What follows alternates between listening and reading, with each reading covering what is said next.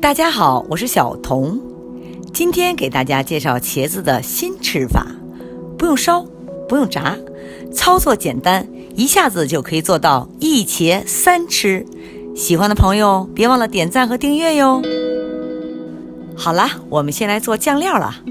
把调味料和原味酸奶混合备用，这个是烤茄条的蘸料。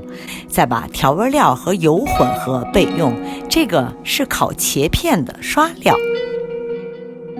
烤茄片用细长的茄子，最简单的方法是用去皮刮刀把茄子切片，用刷子把准备好的刷料均匀地刷到茄片的两面，放满烤盘备用。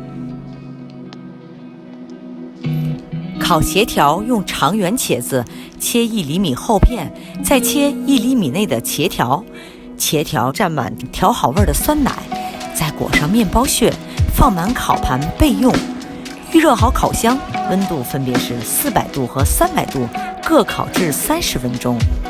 在烤制的中间，我们可以开始制作茄泥了。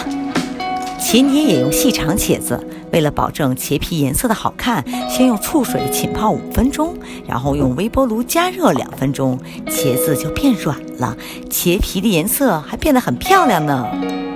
把茄肉用勺子刮成泥备用，用秘制的 XO 酱把蒜粒煎香后放入茄泥中翻炒2分钟，呵呵，漂亮的茄泥就做好喽。这个时候茄条和茄片也都烤好了，呵呵，很好看吧，还很脆呢。这样做很方便，就可以有好吃的茄条、茄片和茄泥了。给孩子多吃一些，营养又健康。对了，要趁热吃哟。